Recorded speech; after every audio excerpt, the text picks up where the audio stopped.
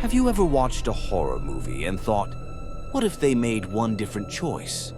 How much worse could it have gotten? Well, today, I'm going to show you what could have happened in Bring Her Back if Laura went too far. And trust me, the real ending was mercy compared to this. You remember the story. Laura, shattered by grief, turns to an ancient ritual to bring back her dead daughter, Cathys. But the catch? It needs a sacrifice. It needs her stepdaughter, Piper. In the movie, Piper calls out Mom at the last moment, snapping Laura out of it, saving herself. But in this version, Piper never speaks.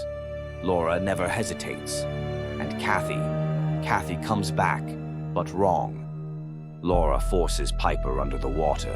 The candles flicker. The chanting grows thick. Andy screams, but his screams are drowned out by something far worse, children's laughter.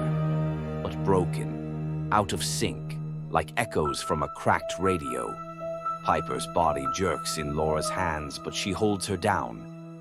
And then, stillness. The pool turns black. A single bubble rises to the surface, and Piper opens her eyes. But her eyes are no longer hers, they're Cathys'. Or at least, what Laura thinks are Cathys'. Behind those familiar blue eyes is something ancient, something hungry. Here's the part Laura never understood. The ritual didn't bring Cathys' soul back. It brought back Cathys' death.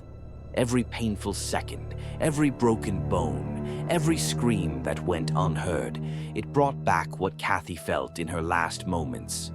Not the child, the trauma. And now that pain, it's alive. It's wearing Piper's face. Why did you leave me? It whispers. But it's not asking, it's accusing. The thing wearing Piper doesn't just stop with Laura. It wants to spread. Wherever it walks, windows crack. Photographs curl at the edges. Mirrors shatter, not from impact, but from sheer emotional weight. The reflections don't want to show what's real anymore. And then, the children's laughter starts to multiply. Not outside. Inside Laura's house, coming from the walls, coming from behind the mirrors. Each voice is Cathys. Each one blames her. And Laura realizes the truth. She didn't bring her daughter back to life. She brought her daughter's death back to the world. And it's never going away. Andy tries to run, but as he looks at Piper's body, he sees it splitting, like layers peeling apart. Piper's face. Underneath, Cathys'. Underneath that, something with no face at all, just teeth, wide and wet, smiling like a corpse dragged out of deep water. And then comes the real horror. Every time it blinks, another version of Cathys appears. Multiple Cathys'. Everywhere. In the corners. In the windows. Outside, dozens of Cathys' staring at the house, all whispering the same thing. Why did you leave me? And they're not just coming for Laura anymore. They're coming for everyone. And then, the world fractures. Laura doesn't scream anymore. She can't. Her throat is raw, her breath stolen by the crushing weight of guilt. Andy backs away, slipping on the wet tiles as dozens of versions of Cathys emerge. Not walking, but dragging themselves across the floor. Broken limbs bending the wrong way, eyes locked on their parents. One by one, the photographs on the walls burn from the inside out, curling like dry leaves, faces erased by black smears. The house groans, not from the storm outside, but from something inside its very walls. Wood and stone buckle as if the house itself is trying to escape what Laura has brought home. But here's the part no one expected. It's not just Cathys anymore. Other faces start forming.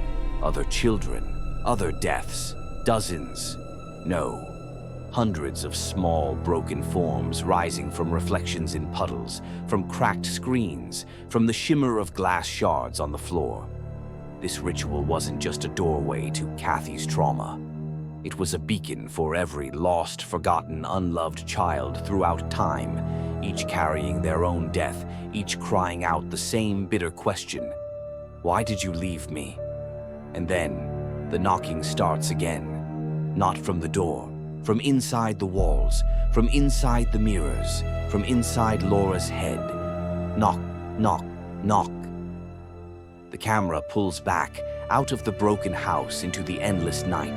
The storm outside is gone now, replaced by stillness. And then we hear it, soft, wet footsteps echoing down the empty streets. The camera tilts up. Dozens of child-sized figures standing at the ends of driveways, empty-eyed, waiting for someone to open the door. The last shot, one small child, no face, just teeth, grinning, whispering with hundreds of voices stacked on top of each other. Let us in. But here's the part no one realizes yet. As the camera pulls even higher, drifting above the houses, the neighborhood looks normal, ordinary, peaceful, except in the reflection of every car window, in the glass of every quiet home, in the blackness of every puddle on the street. More of them, thousands, millions, staring out, not at the world, but into it. They don't exist here, not yet. They're trapped in the reflections, the other side of glass, waiting for one thing, an invitation. And then, in one of the houses down the street, a light clicks on. A curious child wakes up, hearing the knocking. Small bare feet pad across the floor. They pull the curtain aside, and they see her, that child-sized figure, grinning, teeth glinting, not smiling, hungry. The small hand reaches for the latch, cut to black. One sound remains, click. This wasn't Laura's curse alone. This wasn't just her mistake. It was the beginning of something else, something spreading, one by one, door by door, mirror by mirror. A world infected by unresolved grief, by unspoken guilt, by things we were never supposed to bring back. And somewhere in that reflection, one of them is smiling at you. Would you look away, or would you answer? So, would you have done the ritual?